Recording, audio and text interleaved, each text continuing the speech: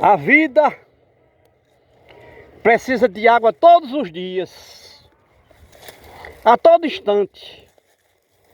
Não existe um dia sequer que uma planta não necessite de água, porque a planta, ser vivo, ela está em constante transformação no crescimento, na reprodução.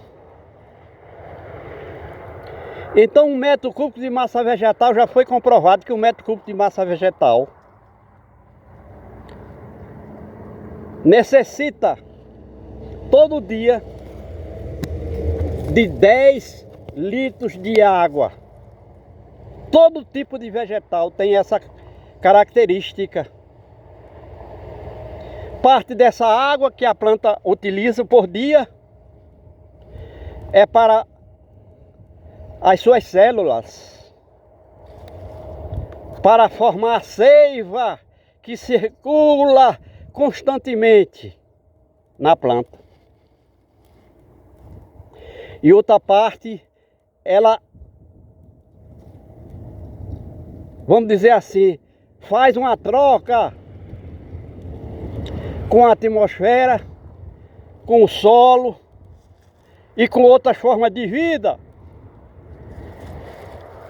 Então nós não podemos dizer que a água que a planta utiliza tem um momento em que ela não precisa dessa água. É absolutamente falso alguém pensar nisso. Então nós estamos aqui no Nordeste brasileiro, nessa área que chamam de semiárido, onde chove de 300 milímetros ao ano até 1.200 milímetros. Então é provável, e não tem como se discutir, que quando chove 1.200 milímetros nessa área, durante pelo menos 9 meses do ano, a planta tem água disponível no solo para captar essa água. E normalmente quando chove 1.200 milímetros, significa dizer que chove no mínimo 6 meses por ano. Mas no tempo do tal do El Niño, que é um fenômeno climático que tem a ver com o aquecimento da superfície da água do Oceano Pacífico, e os oceanos têm tudo a ver com o clima da Terra, esses 300 milímetros acontecem no máximo em 90 dias, 3 meses, e o ano tem 12 meses. Significa dizer que durante 9 meses a planta não tem água disponível no solo para se manter viva nessa atividade vital. E nós precisamos acrescentar que a água tem vários elos, o ciclo da água, vários elos. Um elo no solo, um elo nas nuvens, um elo nas chuvas,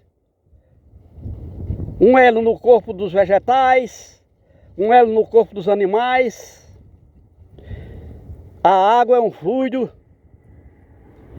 de baixa viscosidade e grande massa específica.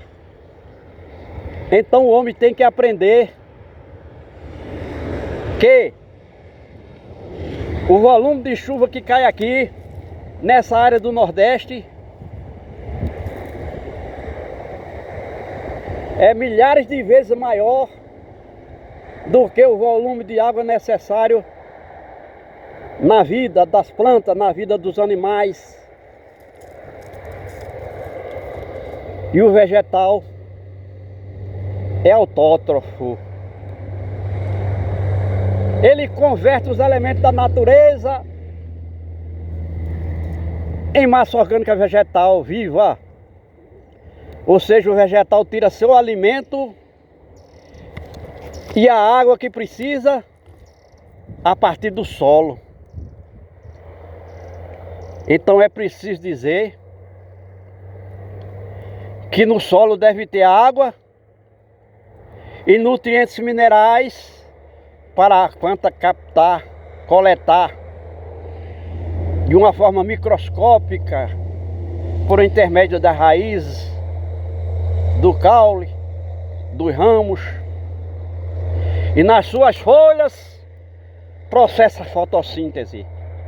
A partir da luz do sol, da energia luminosa e calorífica do sol, a planta consegue converter esses elementos atmosféricos em vida, principalmente a produção de açúcares por intermédio da fotossíntese. E é a fotossíntese que vai criar a clorofila, que é o sangue verde da planta. Então a gente vê uma planta cinzenta aqui, sem clorofila, que está morrendo. É uma fruta chamada fruta do conde, também chamada de ata, aqui no Nordeste chamada de pinha, e essa planta está em processo de morte. Ela provavelmente ainda não morreu, mas ela não está recebendo os elementos da natureza, não consegue processar os elementos da vida. E a planta é o quinto elemento da natureza, porque ela é altamente comprometida com o equilíbrio do clima. Isso acontece por fenômenos naturais, ou seja, da natureza, que faz com que essa planta dependa da água das chuvas permanentemente, porque ela está presa no seu lugar. A planta, diferente dos animais, não tem sistema de locomoção. E aí é obrigada a receber todos os ingredientes que ela precisa no ponto onde ela está fixa, onde ela está existindo, onde ela nasceu e está vivendo. E como a gente disse, são os elementos da natureza que são, vamos dizer assim, coletados pela própria planta. Mas algum deles tem que ser tirado do solo, onde ela está presa naturalmente, que é a água e os nutrientes minerais. E como a gente disse, para viver a planta precisa de água todo dia. A mesma coisa acontece com os animais. Então nós estamos vendo aqui uma lei da física que foi alterada pelo ser humano, o chamado vida inteligente na Terra. Enquanto que os vegetais é o quinto elemento da natureza, de tal forma que onde não tem plantas, não tem outras formas de vida. E aí a gente vai apelar para uma informação, uma fonte de informação que tem grande credibilidade na Terra. Existe um livro chamado de Bíblia Judaica Cristã, que lá no primeiro livro, chamado de Gênesis, que faz a dissertação da criação da terra e da própria vida na terra, no capítulo 2, versículo 5 do Gênesis, está escrito: no dia que o Senhor Deus fez a terra, ainda não existia na terra nenhuma planta, porque Deus não tinha feito a chuva, e sem as chuvas também não existia o homem agricultor. Capítulo 2, versículo 5 do Gênesis, que é o primeiro livro chamado Livro da Criação. E aí está verdadeiramente educação ambiental científica. De fato, embora naquele momento já existisse água no estado gasoso e já pudesse ser criado os micro-organismos, como os fungos, vírus, bactérias, algas, não podia criar animal e vegetal porque é vida complexa.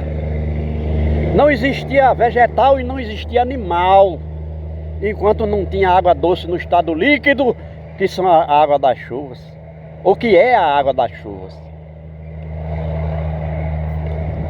Então o homem chegou aqui, nessa terra aqui onde nós estamos, chama-se Agreste do Nordeste, que é uma faixa de terra compreendida entre o sertão de Caatingas e a zona da Mata Nordestina, que vai de Ceará-Mirim, no Rio Grande do Norte,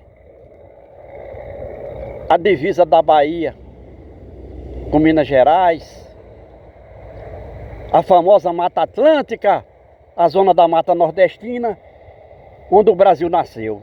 Então nós estamos aqui imprensados, aqui o Agreste, é uma faixa de terra que vai de Bento Fernandes, no Rio Grande do Norte, a divisa da Bahia com Minas Gerais.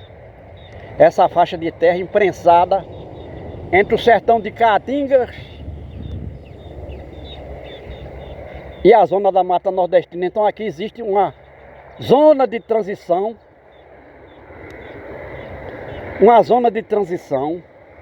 biológica e física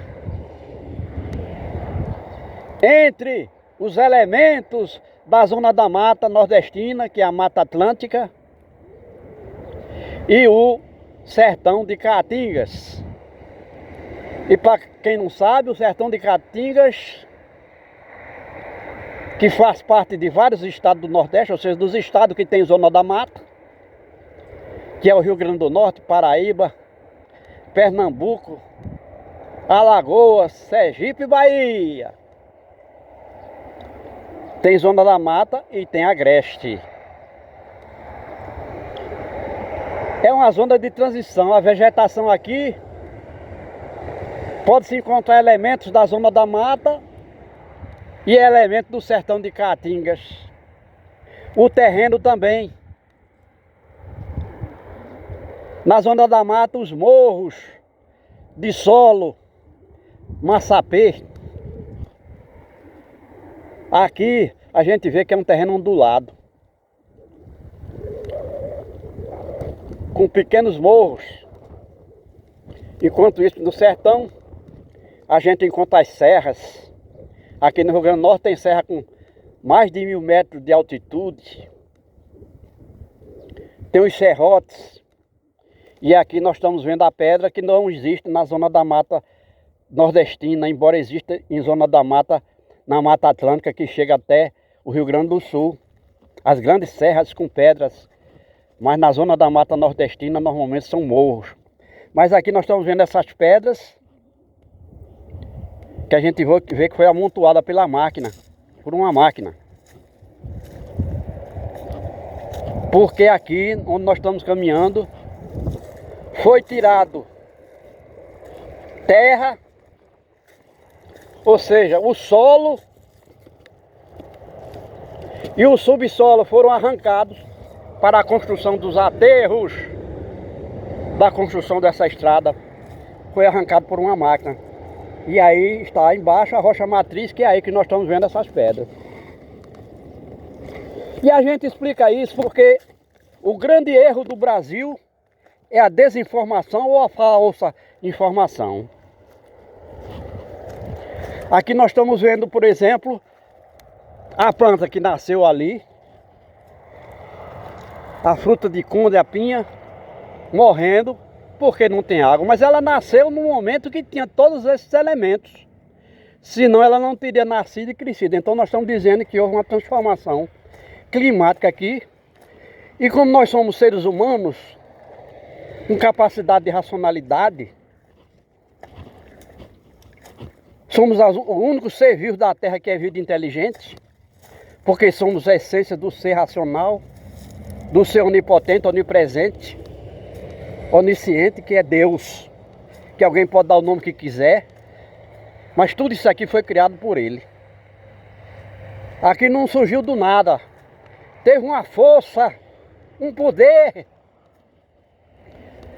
que é mais do que a natureza, que criou a própria natureza.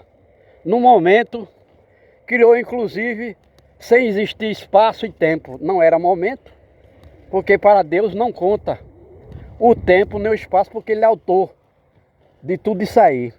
E aqui nós, pelo fato de ser a essência de Deus, há 7.536 anos, Deus deu essa chance ao homem de ser vida inteligente na terra, porque o homem já existe há milhões de anos. Entretanto, como animal, criado como animal, como todos os outros animais, o mesmo princípio. E recebeu de Deus essa dádiva de ter um cérebro que hoje chega a 2.000 centímetros cúbicos de massa encefálica em pessoas da Terra, onde está todas as informações que o homem cria. Então aqui nós estamos vendo obras que foram criadas pelo homem que não podem ser criadas por nenhum outro animal, porque o outro animal não tem cérebro, não tem massa encefálica capaz de ser racional, capaz de associar ideias, capaz de produzir informações, como nós estamos fazendo aqui. Aqui está o bueiro. O homem construiu a estrada e teve que construir uma passagem da água, porque aqui nós estamos num riacho, para onde corre toda a água que vem dos altos. E aqui nós estamos vendo essa baixada onde o homem aproveitou a parte da estrada para plantar capim. Capim verde, enquanto que tudo ao redor está seco. Aí nós precisamos explicar primeiro. Aqui onde nós estamos pisando, nós estamos vendo um solo escuro, solo de sedimentação. É tudo que foi arrastado pela água da chuva, que arrastou das partes altas para cá. Arrastou. Durante milhares de anos, criando aqui um solo fértil. Enquanto que nas partes altas, tudo preto, pelado, toda a planta seca. Aqui nós estamos vendo o capim que o homem plantou.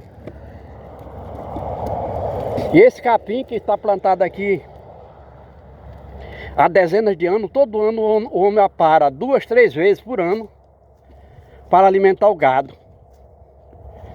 Porque não existe o pasto verde para o gado se alimentar na maior parte do ano.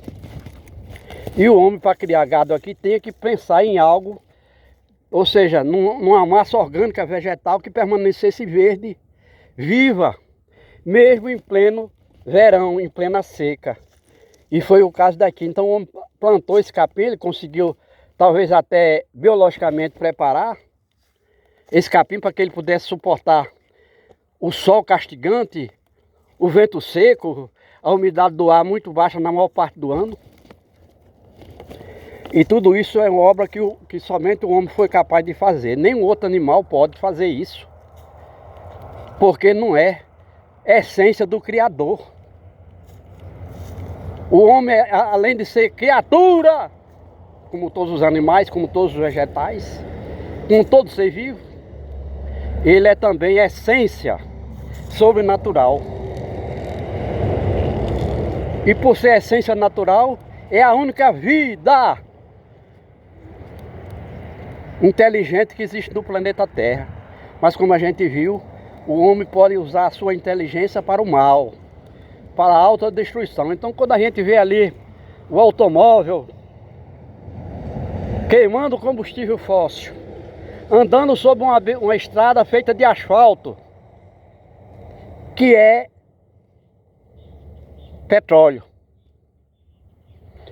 com os pneus feitos de asfalto, pneu de borracha, se desgastando, o atrito do pneu com o asfalto, ambos, petróleo, vão produzindo uma massa microscópica, um pó, e esse pó vai indo para os rios, na época das chuvas, os riachos, para os açudes. E esse pó está entrando inclusive no pulmão do motorista, que é o elemento que está guiando o automóvel movido a petróleo. E vai para os animais também. Então hoje, quando alguém diz que existe microplástico no sangue dos animais, mas já foi comprovada a presença do microplástico, que é derivado de petróleo, no cérebro humano. Imagina o que é um cérebro plastificado. Ele não vai se desenvolver, ele não vai crescer.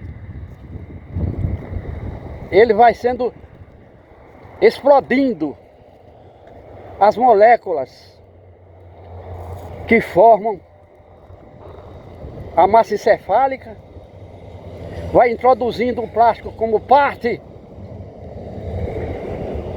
daquele conteúdo, e o resultado é um desastre, é morte, porque o corpo agora, é a partir de agora que o cérebro do homem vai começar a atrofiar, ou seja, diminuir.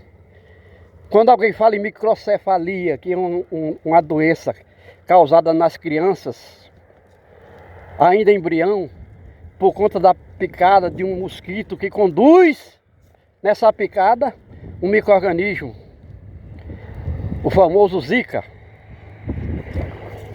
que trouxe tanto danos à população do Nordeste brasileiro, principalmente, porque o mosquito é próprio de áreas semelhantes ao Nordeste brasileiro,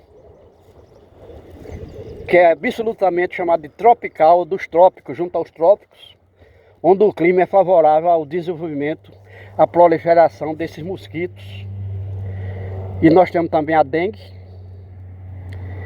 que conduz na picada. O mosquito da dengue, ele se alimenta, é hematófago, se alimenta do sangue dos animais, principalmente do sangue humano.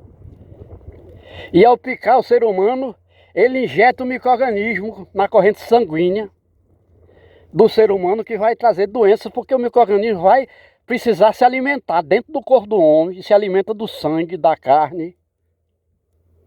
É o metabolismo do inseto, no caso o mosquito, que se alimenta de sangue, e o próprio micro-organismo dentro do corpo do mosquito não traz nenhum dano, mas quando injetado no corpo humano, até rimou. É um desastre. E todos nós brasileiros sabemos que esse mosquito se desenvolve mais em ambientes quentes. E hoje já é quem diga que o mosquito, ele se desenvolve em água suja e parada. Aí a gente chega na caixa d'água lá da minha casa, tá tudo cheio desse mosquito. Qualquer buraquinho que tiver lá, ele vai entrar. Porque ele vai na água, porque a água não é limpa. A água que vem do açude, do poço tubular, tem dezenas de elementos estranhos, inclusive matéria orgânica. E aí o mosquito vai se desenvolvendo ali, e já faz parte do corpo dele esse micro-organismo, que causa, junto com o mosquito, a doença da dengue, principalmente no ser humano. A gente não conhece a dengue nos outros animais, certamente porque o ser humano é favorável. Imagina um mosquito chegar na cidade, onde tem casa que tem 8 pessoas, para ele se alimentar do sangue. E se ele for para a mata, não tem o que comer. Porque nem animais tem, não tem gado, não tem o animal da fauna, desapareceram tudo aí, então ele vai para a cidade do homem. Então o homem destruiu a cobertura vegetal, como a gente disse em outro vídeo. É o quinto elemento da natureza, tal é o seu comprometimento com o equilíbrio do clima. Porque o vegetal é autótrofo. Ele converte os elementos da natureza em matéria orgânica. Converte os elementos da natureza em vida.